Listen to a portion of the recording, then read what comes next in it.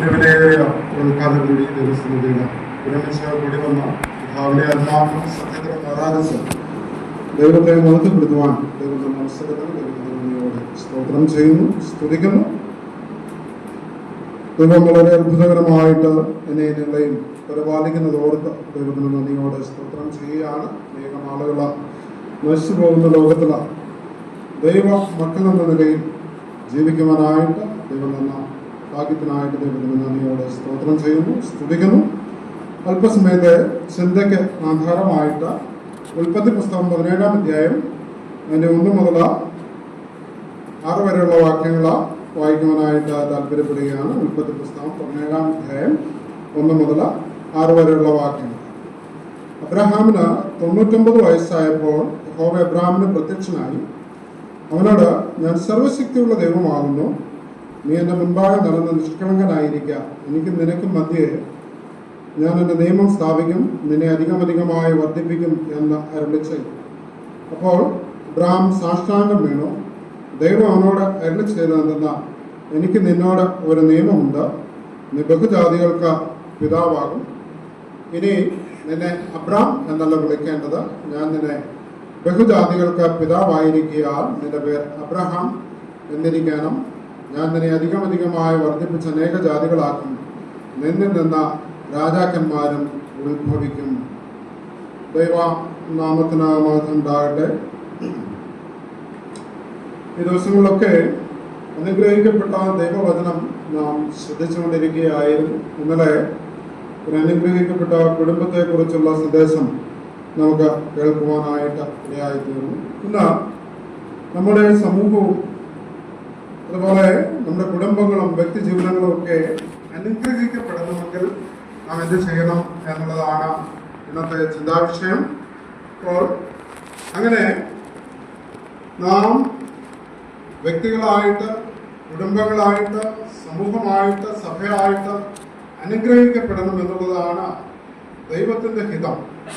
അപ്പോൾ അതിനുള്ള പടികൾ എന്തൊക്കെയാണ്, അല്ലെങ്കിൽ ഈ ഫലകരമായ ജീവിതത്തിന്, അനുഗ്രഹീതമായ ജീവിതത്തിന് നാം ചെയ്യേണ്ടതായിട്ടുള്ള കാര്യങ്ങൾ എന്തൊക്കെയാണ് എന്ന് ഇന്ന് അബ്രഹാമിൻ്റെ ജീവിതത്തിൽ നിന്ന് നമുക്ക് ഏതാനും ചില നിമിഷങ്ങൾ ഒന്ന് പരിശോധിക്കാം. ഒന്നാമത്തെ വാക്യം നാം ഇങ്ങനെ വായിക്കുന്നു: അബ്രഹാമിന് 99 വയസ്സായപ്പോൾ യഹോവ അബ്രഹാമിന് പ്രത്യക്ഷനായി അവനോട്, ഞാൻ സർവശക്തിയുള്ള ദൈവമാകുന്നു, നീ എൻ്റെ മുമ്പാകെ നടന്ന് നിഷ്കളങ്കനായിരിക്കാം എന്ന്.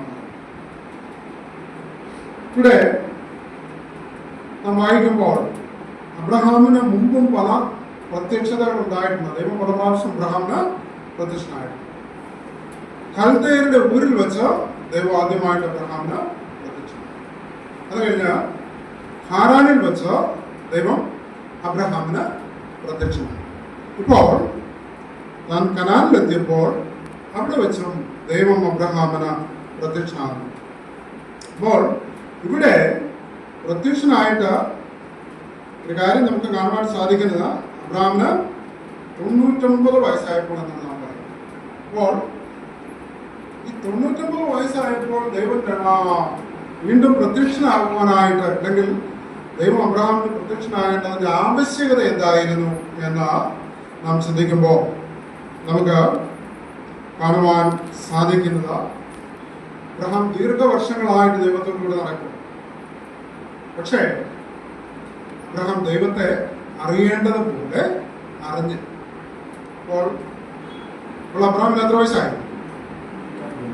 99. അങ്ങനെയാണെങ്കിൽ കുറഞ്ഞത് എത്ര കൊല്ലമായിട്ടുണ്ട് അബ്രഹാം ദൈവത്തോടുകൂടെ നടക്കാൻ തുടങ്ങിയിട്ട്?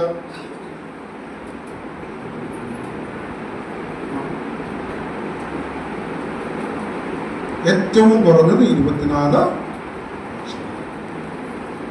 ഹാരാനിൽ വെച്ച അബ്രഹാമിന് ദൈവത്തിന്റെ പ്രത്യക്ഷത ഉണ്ടാകുമ്പോൾ അബ്രഹാമിന് 75 വയസ്സായി.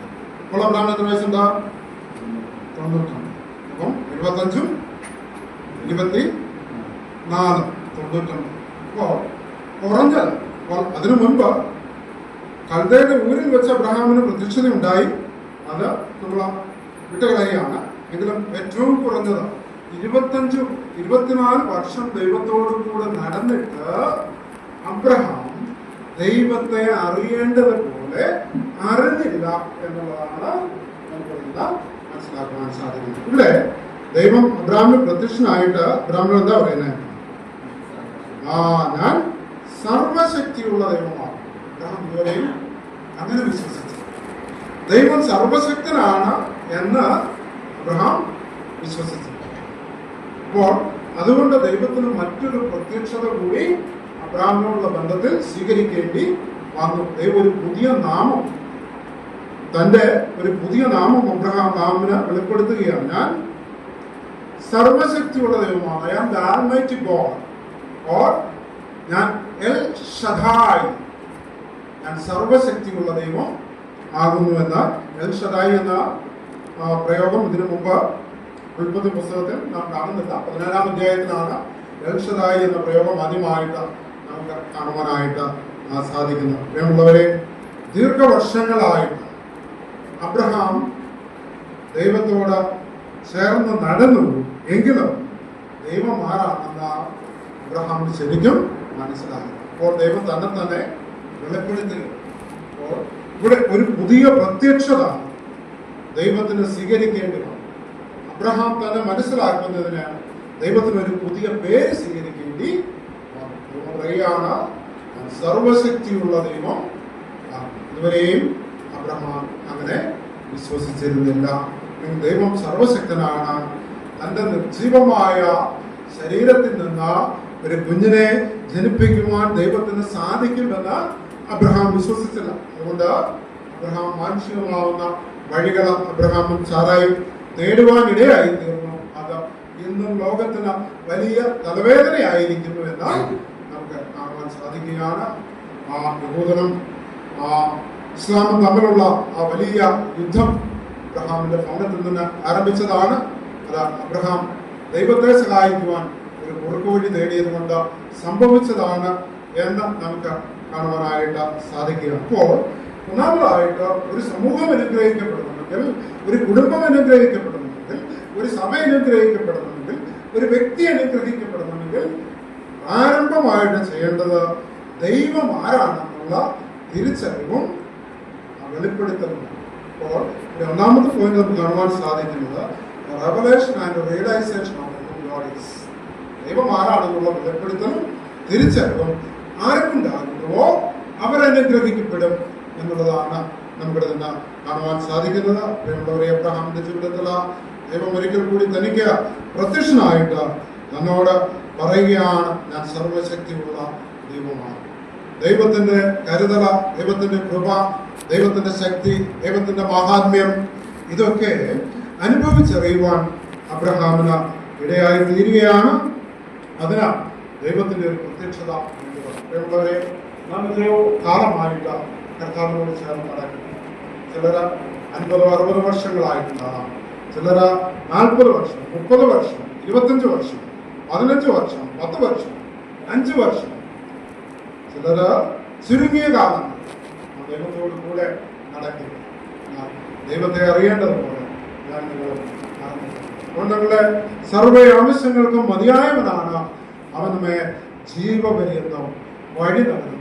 ഈ ദൈവം ഇന്നും എന്നേക്കും നമ്മുടെ ദൈവമാകുന്നു എന്ന ഉള്ള തിരിച്ചറിവ്, സകലത്തിനും മതിയായവനെന്ന തിരിച്ചറിവ് നിങ്ങളുടെയും ജീവിതത്തിലുണ്ടോ എന്ന് നാം പരിശോധിക്കേണ്ടിയിരിക്കുന്നു. ദീർഘനാളുകളായിട്ട് ദൈവത്തോട് ചേർന്ന് പലപ്പോഴും നമ്മുടെ ആവശ്യങ്ങളുടെ മധ്യത്തിൽ നാം പലപ്പോഴും പല കുറുക്കുവഴികളും തേടുന്നവരാണ് എന്ന് നമുക്ക് കാണുവാൻ സാധിക്കുന്ന വേദപുസ്തകം പരിശോധിക്കുമ്പോൾ അനേക എക്സാമ്പിൾ നമുക്ക് കാണുവാൻ സാധിക്കും. നമ്മുടേതാവുന്ന ബുദ്ധിയിൽ ആശ്രയിച്ച്, നമ്മുടേതാവുന്ന യുക്തിയിൽ ആശ്രയിച്ച്, നമ്മുടേതാവുന്ന ബലത്തിൽ ആശ്രയിച്ച്, നമ്മുടെ ധനത്തിൽ ആശ്രയിച്ച് ഒക്കെ സഞ്ചരിക്കുന്ന അനേകം ആളുകളെ നമുക്ക് ചുറ്റും നമുക്ക് കണ്ടെത്തുവാൻ സാധിക്കും. പ്രിയമുള്ളവരെ, ദൈവമാരാണെന്ന ഒരു തിരിച്ചറിവ് ആരുടെ ജീവിതത്തിൽ ഉണ്ടാകുമ്പോൾ അവരനുഗ്രഹിക്കപ്പെടും, അവർ മുഖാന്തരം മറ്റുള്ളവർ അനുഗ്രഹിക്കപ്പെടും എന്നുള്ളതാണ് അബ്രഹാമിന്റെ ജീവിതത്തിൽ നിന്ന് നമുക്ക് മനസ്സിലാക്കുവാനായിട്ട് സാധിക്കുന്നത്. രണ്ടാമതായിട്ട് ഇവിടെ ഈ വേദഭാഗം ചിന്തിക്കുമ്പോൾ ഇവിടെ ദൈവം അബ്രഹാമിനോട് പറയുകയാണ്, ഞാൻ സർവശക്തിയുള്ള ദൈവമാകുന്നു, നീ എന്റെ മുമ്പാകെ നടക്കുക. അപ്പോൾ ഒരു വ്യക്തി അനുഗ്രഹിക്കപ്പെടണമെങ്കിൽ അവൻ ദൈവം മുൻപാകെ നടക്കുന്നവനായിരിക്കണം. ഇത് ദൈവത്തോടുള്ള കൂട്ടായ്മയാണ് കാണിക്കുന്നത് എന്ന് നമുക്ക് അറിയാം. ആ ദൈവവുമായിട്ടുള്ള നിരന്തരമായ കൂട്ടായ്മ ബന്ധത്തിലാണോ ജീവിക്കുന്നത് എന്ന ഒരു നിമിഷം നമ്മുടെ ജീവിതങ്ങളെ പരിശോധിക്കേണ്ടിയിരിക്കുന്നു. നാം ദൈവമക്കളാണ്, ദൈവ അവകാശികളാണ്, സഹോദരന്മാരാണ്, വിശ്വാസികളാണ്. ഒക്കെ ഇങ്ങനെ നമുക്ക് അനേകം പേരുകളുണ്ട്. ഏറ്റവും നല്ല പേരുകൾ നമുക്കുണ്ട്. പക്ഷേ ദൈവവുമായിട്ടുള്ള കൂട്ടായ്മ ബന്ധം എങ്ങനെയിരിക്കും? നമ്മുടെ വിശ്വാസം അതുകൊണ്ട് പുഷ്ടിപ്പെടുന്നുണ്ടോ? ദൈവവുമായിട്ടുള്ള കൂട്ടായ്മ ബന്ധത്തിലേക്ക് ഒരുവൻ വരുമ്പോഴാണ് ഇത് ചെയ്യാൻ പറ്റുന്നത്. ദൈവത്തോട് ചേർന്ന് നടക്കുമ്പോഴാണ് നമ്മുടെ വിശ്വാസത്തിന്റെ ബലം വർദ്ധിക്കുന്നത്, നമ്മുടെ വിശ്വാസം വർദ്ധിക്കുന്നത്. അപ്പോഴാണ് നമ്മുടെ ആ ആത്മീക വളർച്ച ഉണ്ടാകുന്നത്. അതുപോലെ നമുക്ക് തമ്മിൽ കൂട്ടായ്മ ഉണ്ടാകുന്നത്, നമുക്ക് തമ്മിൽ ഏകാഗ്രത ഉണ്ടാകുന്നത് കർത്താവിനോട് ചേർന്ന് നടക്കുമ്പോഴാണ് എന്ന് നമുക്ക് കാണുവാനായിട്ട് സാധിക്കുന്നു. നടപ്പിനെ കുറിച്ച് നമുക്കറിയാം. ക്രിസ്തീയ നടപ്പിനെ കുറിച്ച് അനേക ചിന്തകൾ നമ്മൾ എപ്പോഴും കേൾക്കുന്നതാണ്. ഇവിടെ അബ്രഹാമിനോട് ദൈവം പറയുന്നത്, നീ എന്റെ മുൻപാകെ നടക്കും. നമ്മൾ നോഹയെ കുറിച്ചും ഹാനോക്കിനെ കുറിച്ചും വായിക്കുന്നത് അവർ ദൈവത്തോട് കൂടെ നടക്കുന്നതും മുൻപാകെ നടക്കുന്നതും രണ്ട് വ്യത്യസ്ത സംഗതികളാണ്. ഉത്തരവാദിത്വം കൂടുതൽ. അപ്പോൾ നോഹയും ഹാനോക്കും ദൈവത്തോട് കൂടെ അബ്രഹാമിനോട് ദൈവം പറഞ്ഞത്, നീ എന്റെ മുൻപാകെ നടക്കും. അപ്പോൾ മുൻപാകെ നടക്കുമ്പോൾ ഒന്ന്, അത് നമ്മുടെ വ്യക്തിപരമായ ബന്ധത്തെ കാണിക്കുന്നു. രണ്ട്, അത് നമ്മുടെ ഉത്തരവാദിത്വത്തെ കാണിക്കുന്നു. അപ്പോൾ ദൈവം നമ്മുടെ തൊട്ട് മുൻപിൽ അല്ല തൊട്ട് പിൻപിലുണ്ട് എന്നുള്ള ബോധ്യത്തോടു കൂടി വേണം മുമ്പിൽ നടക്കുമ്പോൾ നാം നടക്കും. എന്നാൽ കൂടെ നടക്കുമ്പോൾ അങ്ങനത്തെ പ്രശ്നമില്ല. സമദൂര സിദ്ധാന്തമാണെങ്കിൽ അത്രയും പ്രശ്നമില്ല. അപ്പോൾ ദൈവത്തോട് കൂടെ നടക്കുമ്പോൾ ഉള്ളതിനെക്കാട്ടിലും ഉത്തരവാദിത്വം മുമ്പേ നടക്കുമ്പോൾ നമുക്കുണ്ട്. ദൈവം നമ്മുടെ പിൻപിലുണ്ട്, ദൈവം നമ്മുടെ മേൽ ദൃഷ്ടി വെച്ചിരിക്കുന്നു എന്നുള്ള ആ ബോധ്യത്തോടു കൂടി നടക്കുവാൻ എനിക്ക് നിങ്ങൾക്കും ഇടയായി തീരണം. അതുകൊണ്ടാണ് ദൈവം അബ്രഹാമിനോട് പറഞ്ഞത്, നീ എന്റെ മുമ്പാകെ നടക്കും. അപ്പോൾ നമ്മുടെ വിശ്വാസത്തിന് കുറവുണ്ടെങ്കിൽ, നമ്മുടെ വിശ്വാസത്തിന് ഏറ്റക്കുറച്ചിലുണ്ടെങ്കിൽ, നമ്മുടെ വിശ്വാസം ബലഹീനമാണെങ്കിൽ നാം എന്ത് ചെയ്യണം? ആ ദൈവത്തിന്റെ മുമ്പേ നടക്കണം എന്നുള്ളതാണ് നമുക്ക് കാണുവാനായിട്ട് സാധിക്കുന്നത്. ദൈവം ദൃഷ്ടി വെച്ച് ആലോചന പറഞ്ഞ് നമ്മെ നടത്തുന്ന ദൈവം. അതുകൊണ്ടാണ് നാം മുമ്പേ നടക്കണം, ദൈവത്തിന് മുമ്പേ നടക്കണം എന്ന് അബ്രഹാമിനോട് ദൈവം അരുളി ചെയ്യുവാനായിട്ട് ഇടയായി തീർന്നത്. മൂന്നാമതായിട്ട് ചിന്തിക്കുമ്പോൾ നമുക്ക് കാണുവാനായിട്ട് സാധിക്കും, നീ എന്റെ മുമ്പാകെ നടന്ന് നിഷ്കളങ്കനായിരിക്കും. അപ്പോൾ ഒന്ന്, ദൈവം ആരാണെന്നുള്ള വെളിപ്പെടുത്തലും തിരിച്ചറിവും ഒരു വ്യക്തിക്ക്, ഒരു വിശ്വാസിക്ക് നമ്മുടെ ക്രിസ്തീയ ജീവിതത്തിൽ ഉണ്ടായിരിക്കും. രണ്ട്, ദൈവത്തിന്റെ മുൻപാകെ നാം നടക്കുന്ന ദൈവമായിട്ടുള്ള കൂട്ടായ്മ ബന്ധം, ദൈവത്തിന്റെ മുൻപാകെയുള്ള നടപ്പ്, ഇത് രണ്ടും നാം കരുതണം. മൂന്നാമതായിട്ട് നമുക്ക് കാണുവാൻ സാധിക്കുന്നത്, നീതിയും നിഷ്കളങ്കനായിരിക്കണം എന്ന് നമുക്ക് കാണുവാനായിട്ട് സാധിക്കുകയാണ്. നിഷ്കളങ്കനായിരിക്കുക എന്ന് വെച്ചാൽ അത് പുതിയ നിയമത്തിൽ പറഞ്ഞിരിക്കുന്നു, ഫിലിപ്പിയർ 1:10 പറഞ്ഞിരിക്കുന്നു, ബി ദൗ സിൻസിയർ, നീ ഇടർച്ചയില്ലാത്തവൻ. നമ്മളങ്ങനെയുള്ളവരായിരിക്കണം, ഇടർച്ചയില്ലാത്തവർ, മറ്റുള്ളവർക്ക് ഇടർച്ചയില്ലാത്തവർ ആയിരിക്കണം, നിർമ്മതരായിരിക്കണം എന്ന് നമുക്കവിടെ കാണുവാനായിട്ട് സാധിക്കുകയാണ്.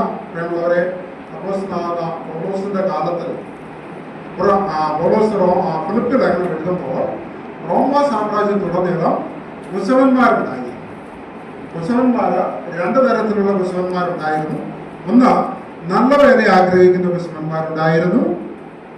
രണ്ടാമതായിട്ട് അത്രമാത്രം ആത്മാർത്ഥതയില്ലാത്ത അല്ലെങ്കിൽ നിർമ്മതരല്ലാത്ത, സിൻസിയർ അല്ലാത്ത കുശവന്മാരും ഉണ്ടായിരുന്നു. നല്ല വേല ആഗ്രഹിക്കാത്ത കുശവന്മാർ.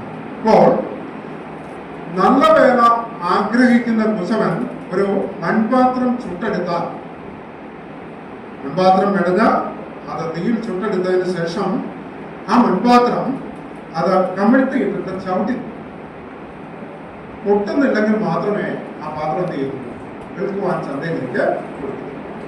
അപ്പോൾ അതിനുശേഷം കമിഴ്ത്തിയിട്ട് ചവിട്ടി നോക്കിയതിന് ശേഷം അത് പൊട്ടുന്നില്ലെങ്കിൽ അത് കയ്യിലെടുത്ത് പൊട്ടി നോക്കും. നമ്മുടെ മൺപാത്രം മേടിക്കുന്നവരല്ല, പൊട്ടി നോക്കും, ഉള്ളതോ എന്തെങ്കിലും ഉണ്ടെങ്കിൽ സൗണ്ട് വ്യത്യാസം. എന്നിട്ടും ആ നല്ല വേല ആഗ്രഹിക്കുന്ന കുശവൻ തൃപ്തിപ്പെടുന്നില്ല. അദ്ദേഹം ആ മൺപാത്രം എടുത്ത് സൂര്യപ്രകാശത്തിന് നേരെ വെച്ച് നോക്കുന്നതോ വിള്ളലോ ഉണ്ടോ. അപ്പോൾ അങ്ങനെയൊന്നും ഇല്ല. ഈ പാത്രം പെർഫെക്റ്റ് ആണെങ്കിൽ മാത്രമേ അത് നല്ല വേല ആഗ്രഹിക്കുന്ന കുശവൻ വിൽക്കുവാൻ കൊടുക്കുകയുള്ളൂ. എന്നാൽ നല്ല വേല ആഗ്രഹിക്കാത്ത കുശവൻ ഇതിനെയും ഒരു പാത്രം എടുക്കുമ്പോൾ അതിന് വിള്ളലുണ്ടെന്ന് കണ്ടാൽ അവിടെ മെഴുക് തേച്ചിട്ട് അവിടെ ചായം പിടിക്കും. ചുമന്ന ചായം പിടിച്ചിട്ട് ആ പാത്രം വിൽക്കുവാൻ കൊടുക്കും. അപ്പോൾ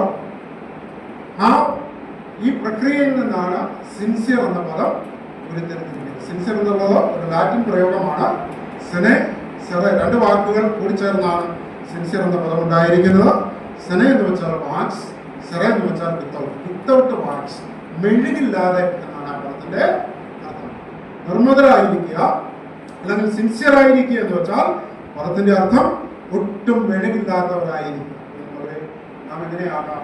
നാം പലപ്പോഴും മെഴുക് തയ്ച്ച് നമ്മുടെ വിള്ളലുകളെയൊക്കെ അടച്ച് സുരക്ഷിതരായിട്ട് നിൽക്കുന്നവരല്ലയോ എന്ന നമ്മുടെ ജീവിതങ്ങളെ ഒന്ന് പരിശോധിക്കേണ്ടി ഇരിക്കുന്നു. പലപ്പോഴും മറ്റുള്ളവരോടുള്ള ബന്ധത്തിലും ദൈവത്തോടുള്ള ബന്ധത്തിലും സഭയോടുള്ള ബന്ധത്തിലും വ്യക്തികളോടുള്ള ബന്ധത്തിലുമൊക്കെ ഈ മെഴുക് തയ്ച്ച് വിള്ളലടച്ച് കൊണ്ടു നടക്കുന്ന അനുഭവം എന്റെയും ജീവിതത്തിലുണ്ട്. ഇവിടെ അതിനൊരു ഉദാഹരണം നമുക്ക് കാണുവാൻ സാധിക്കും. 2 ശമൂവേലിന്റെ പുസ്തകം 11-12 അധ്യായങ്ങളിലേക്ക് വരുമ്പോൾ അവിടെ ഇസ്രായേലിന്റെ അതിരഗായകനായ ദാവീദിനെ നമുക്ക് കാണുവാനായിട്ട് സാധിക്കും. ദാവീദ് അവിടെ യെരൂശലേമിൽ അല്ലെങ്കിൽ തന്റെ സൈന്യം യുദ്ധം ചെയ്യുമ്പോൾ ദാവീദ് തന്റെ സൈന്യം, റോബാമിന്റെ നേതൃത്വത്തിൽ തന്റെ സൈന്യം യുദ്ധത്തിൽ പുറപ്പെട്ടപ്പോൾ ദാവീദ് രാജധാനിയിൽ വിശ്രമിക്കുകയായിരുന്നു. രാജാവ് ഒരിക്കലും ചെയ്യാൻ പാടില്ലാത്ത ഒരു കാര്യമാണ് അത്ര ദാവീദ് ചെയ്തത്. അങ്ങനെ ദാവീദ് കെട്ടിടത്തിന്റെ മട്ടുപ്പാവിൽ ഉലാവുമ്പോൾ ബേർശബയെ കാണുവാനായിട്ട് ഇടയായിട്ടുണ്ട്. രാജാവ് ബേർശബയെ ആളയച്ച തന്റെ അടുക്കൽ വരുത്തുന്നു. താൻ അവളോട് പാപം ചെയ്യുന്നു. തുടർന്ന് ഊരിയാവിനെ വരുത്തുന്നു. ഊരിയാവ് ഭവനത്തിലേക്ക് പോകുന്നില്ല എന്ന് കാണുമ്പോൾ ഊരിയാവിനെ വീണ്ടും പടയിലേക്ക് പറഞ്ഞു വിട്ടിട്ട് യോവാബിനോട് അവനെ പടയിൽ ഏറ്റവും പടം മുറുകി വരുന്ന സ്ഥലത്ത് ഈ ഊരിയാവിനെ നടത്തണം, അവനെ വെട്ടിക്കൊള്ളുവാൻ ഇടയായി തീരണം എന്ന് പറഞ്ഞ സൈന്യത്തെ ഏൽപ്പിക്കുകയാണ്. അങ്ങനെ ഊരിയാവ് രാജസന്നിധിയിൽ നിന്ന് പടയിലേക്ക് ചെല്ലുന്നു. ഊരിയാവിനെ പടയേറ്റവും മുറുകിയ സ്ഥലത്ത് നിർത്തുന്നു. എന്നിട്ട് കൂടെ ഉണ്ടായിരുന്ന സൈന്യമൊക്കെയും അവനെ വിട്ട് പിന്മാറുന്നു. ഊരിയാവ് വിട്ടുകൊണ്ട് മരിക്കുന്നു. ഇത് ദൈവസന്നിധിയിൽ ദൈവത്തിന് അനിഷ്ടമായ ഒരു കാര്യമായിട്ട് നമുക്ക് വായിക്കുവാനായിട്ട് ഇടയായിത്തീരും. ഇതിന്റെ വേറെ ഭാവവും പശ്ചാത്തലമൊക്കെ നമുക്ക് നന്നായിട്ട് അറിയാവുന്നത് കൊണ്ട് കൂടുതലൊന്നും പറയുന്നില്ല. അപ്പോൾ എന്നിട്ട് ഇതൊക്കെ ചെയ്തിട്ട് ഊരിയാവിനെ കുറിച്ചുള്ള വിലാപകാലം കഴിഞ്ഞപ്പോൾ ഊരിയാവിന്റെ ഭാര്യയെ ദാവീദ് സ്വന്തം ഭാര്യയായി പരിഗ്രഹിക്കുന്നു. അതിനുശേഷം ദാവീദ് സ്വസ്ഥമായിട്ട് സുഖമായിട്ട് തന്റെ രാജധാനിയിൽ വസിക്കുമ്പോൾ ഇത് ദൈവത്തിന് അനിഷ്ടമായ ഒരു പ്രവൃത്തി ആയിരുന്നത് കൊണ്ട് ആ ദൈവം നാഥാൻ പ്രവാചകനെ തന്റെ അടുക്കലേക്ക് അയക്കുക. അപ്പോൾ നാഥാൻ പ്രവാചകൻ ദാവീദിന്റെ അടുക്കൽ വന്നിട്ട് ഒരു ഉപമ പറയുന്നത്, ഒരു പട്ടണത്തിൽ 2 ആളുകൾ ഉണ്ടായിരുന്നു. ഒരുത്തൻ ധനവാനായിരുന്നു, ഒരുത്തൻ ദരിദ്രനായിരുന്നു. ഈ ധനവാന് ഇഷ്ടംപോലെ ആടുമാടുകൾ ഉണ്ടായിരുന്നു. എന്നാൽ ദരിദ്രന് അവനോടുകൂടെ ഒരു കുഞ്ഞാട് മാത്രമേ ഉണ്ടായിരുന്നുള്ളൂ. അവൻ തന്നെ വില കൊടുത്ത് വാങ്ങിയതാണ്. അത് അവന്റെ കുഞ്ഞുങ്ങളോടുകൂടെ കളിക്കുകയും അവന്റെ മടിയിൽ ഉറങ്ങുകയും ചെയ്തിരുന്നു. എന്നാൽ ധനവാനായ വ്യക്തിയുടെ വീട്ടിൽ ഒരു വ്യക്തി വിരുന്ന് വന്നപ്പോൾ തന്റെ ആടുമാടുകളിൽ ഒന്നിനെ പിടിച്ച് അറുക്കുവാൻ മനസ്സില്ലാതെ അവൻ ഈ ദരിദ്രനായ വ്യക്തിയുടെ കുഞ്ഞാടിനെ പിടിച്ച് അതിനെ അറുത്ത് തന്റെ അതിഥിക്ക് വിരുന്നൊരുക്കി എന്ന് പറഞ്ഞപ്പോൾ നാം എന്താ വായിക്കുന്നത്? ദാവീദിന്റെ കോപം 12-ാം അധ്യായത്തിന്റെ 5-ാം വാക്യം, 2 ശമൂവേൽ 12:5. അപ്പോൾ ദാവീദിന്റെ കോപം ആ മനുഷ്യന്റെ നേരെ ഏറ്റവും ജ്വലിച്ചു. അവൻ നാഥാനോട്, യഹോവയാണേ ഇത് ചെയ്തവൻ മരണയോഗ്യൻ, അവൻ കനിവില്ലാതെ ഈ കാര്യം പ്രവർത്തിച്ചതുകൊണ്ട് ആ ആടിനു വേണ്ടി 4 ഇരട്ടി പകരം കൊടുക്കണം എന്ന ദാവീദ് ഒരു കൃത്യം ചെയ്തില്ല. ദാവീദിന്റെ ജീവിതത്തിലുണ്ടായ വിള്ളല മെഴുകു തേച്ച് അടച്ച് കളർ തേച്ച് ദാവീദ് ഒന്നും അറിയാത്തവനെ പോലെ ഇരിക്കും. ദാവീദ് സിൻസിയറായിരുന്നു. ദാവീദ് നിർമ്മതനായിരുന്നു. ദാവീദ് ഒരിക്കലും നിർമ്മതനായിരുന്നില്ല. ദാവീദ് ഇടർച്ചയ്ക്ക് വകയില്ലാത്തവനായിരുന്നില്ല. അവൻ ഇടർച്ചയ്ക്ക് ഹേതുവായി എന്ന് നമുക്ക് കാണുവാൻ സാധിക്കും. ദൈവഹിതത്തിന് വിരോധമായിട്ട് ചെയ്തുവല്ല നമുക്ക് കാണുവാൻ സാധിക്കും. ദാവീദിനെ ദൈവം സമൃദ്ധിയായിട്ട് അനുഗ്രഹിച്ചു എന്ന് നാം ഈ വേദഭാഗമൊക്കെ വായിക്കുമ്പോൾ നമുക്ക് മനസ്സിലാക്കുവാനായിട്ട് സാധിക്കും. എന്നിട്ടും ദാവീദ് അരുതാത്തത് ചെയ്തു. എന്നാ ദാവീദ് യുദ്ധത്തിന് പോകേണ്ടവനായിരുന്നു. എന്നാ തന്റെ സൈനിക യുദ്ധം ചെയ്യുമ്പോൾ ദാവീദ് തന്റെ കൊട്ടാരത്തിൽ സുഖമായിട്ട് വസിക്കുകയും അതവനെ മറ്റ് പ്രലോഭനങ്ങളിലേക്ക് നയിക്കുന്നത് നമുക്ക് കാണുവാൻ സാധിക്കും. നാം നമ്മുടെ ഉത്തരവാദിത്വം നിറപടിയായി നിവർത്തിക്കുന്നതായിരുന്നു. മറ്റ് പലതിലേക്കും നാം പ്രലോഭിപ്പിക്കപ്പെടുകയും അത് പാപത്തിന് ഹേതുവായി തീരുകയും അത് ഒരുപക്ഷെ അനേകരുടെ നാശത്തിന് മുഖാന്തരമായി തീരുകയും ചെയ്യും എന്നുള്ളതിന് യാതൊരു സംശയവും ഇല്ല. നാം പലപ്പോഴും നാം ചെയ്ത തെറ്റുകളും കുറ്റങ്ങളും ഒക്കെ നാം മറന്നു പോകുന്നവരാണ്. നാം വളരെ വേഗം അത് മറന്നു പോകുന്നവരാണ്.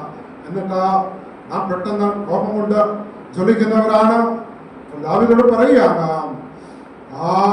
ഈ വക ചെയ്തവൻ മരണയോഗ്യൻ, അവൻ കനിവില്ലാതെ ഇത് പ്രവർത്തിച്ചിരിക്കുന്നു എന്ന് പറഞ്ഞപ്പോൾ നാഥാൻ ദാവീദിനോട് പറയുകയാണ്, ആ മനുഷ്യൻ ദാവീദേ, ആ മനുഷ്യൻ നീ തന്നെയാണ്. അതുകൊണ്ട് നീ കാര്യം പ്രവർത്തിച്ചിരിക്കണമെന്ന് നിന്റെ ഭവനത്തിൽ നിന്ന് വാളൊഴിഞ്ഞു പോവുകയില്ല എന്ന ദാവീദിനോട് നാഥാപ്രവാചകൻ അറിയിച്ചിട്ടുണ്ട്.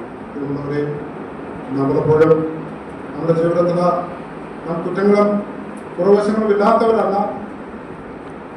നാം ബലഹീനരായ മനുഷ്യരാണ്.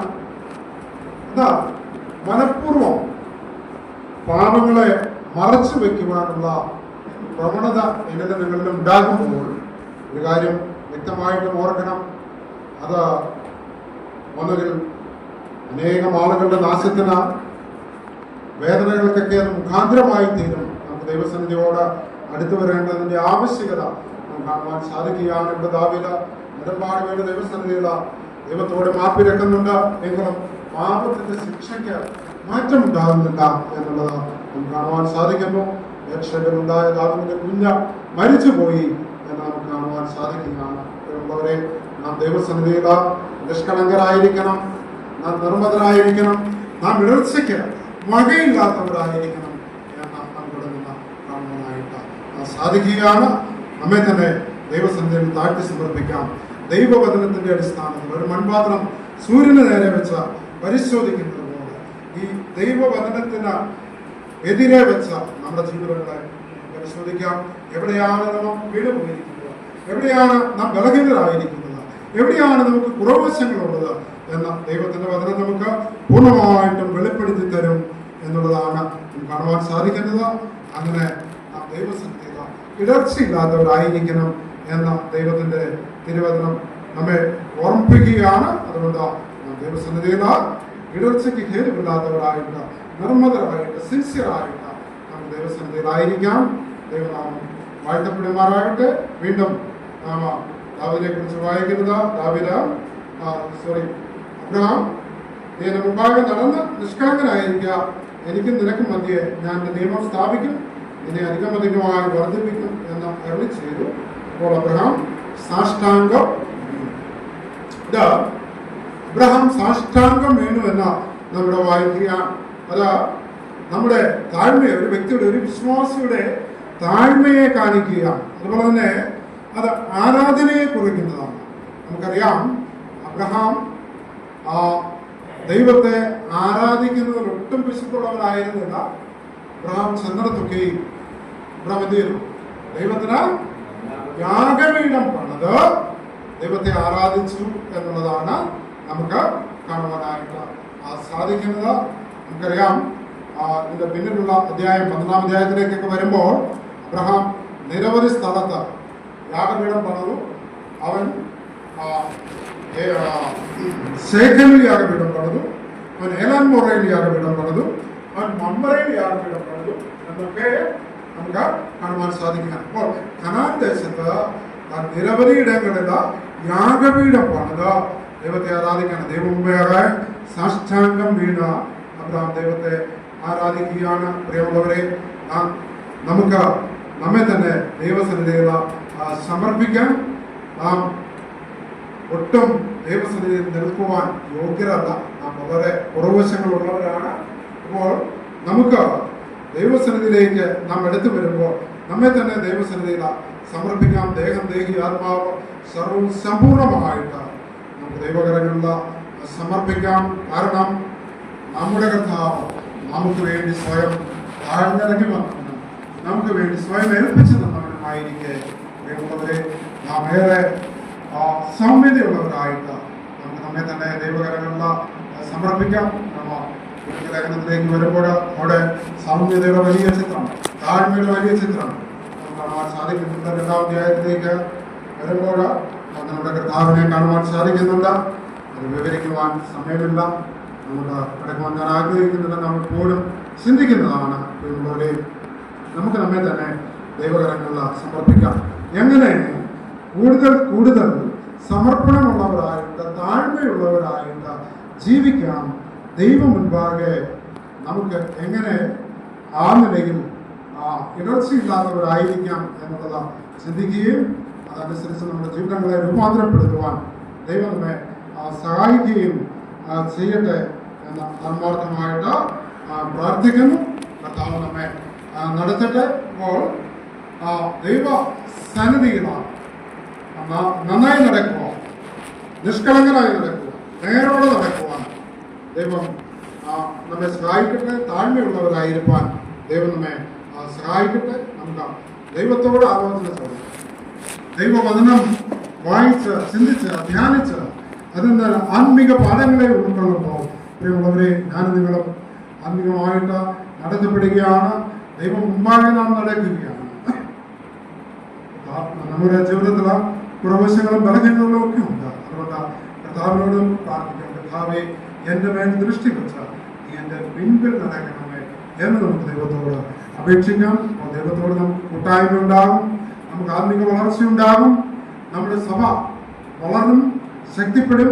അങ്ങനെ വിശ്വാസത്തിൽ നമുക്ക് മുന്നേറുവാൻ ഇടയായി തീരും എന്ന് നമുക്ക് കാണുവാനായിട്ട് സാധിക്കുന്നു. അങ്ങനെ ദൈവസന്നിധിയിൽ ദൈവം ആരാണെന്ന് തിരിച്ചറിയുമ്പോൾ, ദൈവസന്നിധിയിൽ നമ്മെ തന്നെ വിനയപ്പെടുത്തുമ്പോൾ, അതുപോലെ ദൈവവുമായിട്ടുള്ള കൂട്ടായ്മയിൽ നാം നടക്കുമ്പോൾ, ദൈവസന്നിധിയിൽ നിർമ്മതരായിരിക്കുമ്പോൾ, അതുപോലെ ദൈവസന്നിധിയിൽ താഴ്മയോടെ നടക്കുമ്പോൾ, അഞ്ചാമതായിട്ട് ദൈവം നമുക്ക് വേണ്ടി അനുഗ്രഹത്തെ നൽകും എന്ന് നമുക്ക് കാണുവാനായിട്ട് സാധിക്കുന്നത്. ഈ 4 കാര്യങ്ങളാണ് നാം ദൈവം മുൻപാകെ ചെയ്യുമ്പോൾ അഞ്ചാമതായിട്ട് ദൈവം നമുക്ക് വേണ്ടി ഒരു കാര്യം ചെയ്യും. 5-ാമത്തെ വാക്യത്തിൽ നാം വായിക്കുകയാണ്, ഇനി നിന്നെ അബ്രാം എന്നാണ് വിളിക്കേണ്ടത്, ഞാൻ നിന്നെ ബഹുജാതികൾക്ക് പിതാവാക്കിയിരിക്കാൻ നിന്റെ പേര് അബ്രഹാം എന്ന് ഇരിക്കും. അപ്പോൾ ഇവിടെ അബ്രഹാമിന് ദൈവം നൽകുന്ന അനുഗ്രഹം നാം കാണുകയും, ഉയർത്തപ്പെട്ട പിതാവ് എന്നതിൽ നിന്ന് ബഹുജാതികളുടെ പിതാവ് എന്ന നിലയിലേക്ക് അബ്രഹാമിനെ ദൈവം ഉയർത്തുന്നതായിട്ട് നമുക്ക് കാണുവാൻ സാധിക്കും. അതുപോലെ ഒന്ന് ദൈവം ആരാണെന്നുള്ള ഒരു വെളിപ്പെടുത്തലും തിരിച്ചറിയും. അപ്പോൾ നാം ദൈവത്തെ വേണ്ടതുപോലെ അറിയുന്നില്ല എങ്കിൽ, അറിയുവാൻ ശ്രമിക്കുന്നില്ല എങ്കിൽ ദൈവം നമുക്ക് തന്നെ വെളിപ്പെടുത്തും. ഇന്ന് ഭൗതികമായ വെളിപ്പാടുകളൊന്നുമില്ല. ദൈവവചനമാണ് ഏറ്റവും വലിയ വെളിപ്പാട്. പിന്നെ ക്രിസ്തു. ഈ രണ്ട് വെളിപ്പാട് കൊണ്ട് ദൈവം നമ്മോട് സംസാരിച്ചു കൊണ്ടിരിക്കും. ക്രിസ്തുവിലൂടെ, ദൈവവചനത്തിലൂടെ. അപ്പോൾ ദൈവമാരാണെന്ന് നമുക്ക് വ്യക്തമായിട്ട് മനസ്സിലാക്കാം. ദൈവം മനസ്സിലുള്ളവനാണ്, സ്നേഹമുള്ളവനാണ്, കരുണയുള്ളവനാണ്, കരുതുന്നവനാണ് എന്നൊക്കെ നമുക്ക് അറിയുവാനായിട്ട് ഇടയായിത്തീരും. അനേകർക്ക് വേണ്ടി തന്റെ ജീവനെ മറുപടിയായി കൊടുക്കുന്നവനാണ് ദൈവമെന്ന് നമുക്ക് കാണുവാൻ സാധിക്കും. അപ്പോൾ ഒന്നാമതായിട്ട് ഒരു തിരിച്ചറിവ് എനിക്ക് നിങ്ങൾക്ക് ഉണ്ടാകണം. രണ്ടാമതായിട്ട് ദൈവവുമായിട്ടുള്ള ദൈവമുമ്പാകെ നാം നടന്ന ദൈവവുമായിട്ടുള്ള കൂട്ടായ്മ പദ്ധതിയിലേക്ക് നാം കടന്നു വരണം. ഞാൻ പറയുന്നത് ഞങ്ങളുടെ കൂട്ടായ്മയോ പിതാവിനോടും അവന്റെ പുത്രനായ യേശു ക്രിസ്തുവിനോടും ആകുന്നു. ക്രിസ്തുവിനോടുള്ള കൂട്ടായ്മയിൽ നാം നടക്കുമ്പോൾ നാം ദൈവത്തെ കൂടുതലായിട്ട് അറിയുവാൻ, ആശ്രയിക്കുവാൻ, ചാരുവാൻ, നാം ബലപ്പെടുവാൻ ഇടയായിത്തീരും. മൂന്നാമതായിട്ടുള്ള ദൈവസന്നിധിയിൽ നിർമ്മതരായിരിക്കുക, സിൻസിയറായിരിക്കുക. കാണാനായിട്ട് സാധിച്ചു. എന്തെങ്കിലും വിള്ളൽ നമ്മളുണ്ടെങ്കിൽ നിങ്ങളുടെ മെഴുകി തേച്ചടയ്ക്കുവാൻ ഒരിക്കലും ശ്രമിക്കരുത്.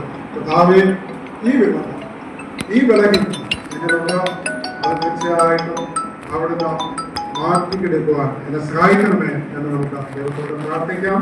അങ്ങനെ ദൈവസന്നിധിയിൽ നമുക്ക് താഴ്മയുള്ളവരായിരിക്കാം. നാം വ്യക്തിപരമായി അനുഗ്രഹിക്കപ്പെടും, കുടുംബമായിട്ട് അനുഗ്രഹിക്കപ്പെടും, സഭയായിട്ട് അനുഗ്രഹിക്കപ്പെടും, നാം ചെല്ലുന്ന സമൂഹവും അനുഗ്രഹിക്കപ്പെടും എല്ലാം നമുക്ക് കാണുവാൻ സാധിക്കുന്നു. ഇവിടെ 5-ാം വാക്യത്തിലേക്ക് വരുമ്പോൾ ഇവിടെ നാം വായിക്കുന്നത്, നിന്റെ പേർ അബ്രഹാം എന്നിരിക്കണം, ഞാൻ നിന്നെ അധികമായി വർദ്ധിപ്പിച്ച അനേക ജാതികളാക്കും, നിന്നിൽ നിന്ന് രാജാക്കന്മാരും. ചരിത്രത്തിൽ നമുക്കറിയാം, ഇസ്രായേലിന്റെ അനുഗ്രഹം നമുക്കറിയാം. അതുപോലെ ക്രിസ്തുവിൽ ദൈവസഭയുടെ അനുഗ്രഹം നമുക്കറിയാം. ഒന്നും വിവരിക്കേണ്ട കാര്യമില്ല. അബ്രഹാമിനെ ദൈവം ധാരാളമായിട്ട് അനുഗ്രഹിച്ചു എന്ന് നമുക്ക് കാണാൻ സാധിക്കും. അതുവരെയും ദൈവത്തിന്റെ മാനസപുത്രൻ ആരായിരുന്നു? അബ്രഹാം വരുന്നത് വരെയും ദൈവത്തിന്റെ മാനസപുത്രൻ ആരായിരുന്നു?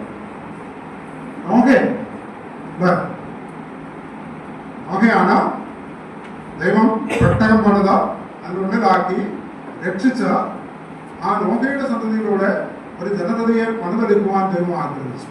എന്നാൽ നോഹ ദൈവസന്നിധിയിൽ അപ്പോൾ നോഹയോട് ദൈവം പറഞ്ഞു, നോഹേ, you are no for Noah, you are just no. നീ ഇനിമേലിൽ നോഹ എന്നല്ല നീ നോ എന്ന. അങ്ങനെ നോഹയുടെ ഹായെടുത്ത ദൈവം ആർക്ക് കൊടുത്തു? അബ്രഹാമിന് കൊടുത്തു. അങ്ങനെ അബ്രഹാം ആയി. അങ്ങനെ ബഹുജാതികളുടെ പിതാവായിട്ട് അബ്രഹാം മാറി എന്നുള്ളതാണ് മനസ്സിലാക്കുന്നത്. ഒരു ഫയൽ നിർദ്ദേശം നോഹയുടെ ജീവിതത്തിൽ അങ്ങനെ സംഭവിച്ചിട്ടുണ്ട്. ജീവിതത്തിൽ സംഭവിക്കാൻ പാടില്ലാത്തതല്ല. അതുകൊണ്ട് ഇതൊരു ഫയൽ നിർദ്ദേശമായിട്ട് കണക്കാക്കുക. ദൈവത്തെ അറിയേണ്ടതുപോലെ അറിയുക, ദൈവത്തോട് കൂടെ നടക്കുക, ദൈവം മുൻപാകെ നടക്കുക, ദൈവം നമ്മുടെ പിൻപിലുണ്ടെന്നുള്ള ബോധ്യത്തോടുകൂടി നടന്ന അനുഗ്രഹം പ്രാപിക്കുക. ദൈവം സഹായിക്കട്ടെ. ദൈവം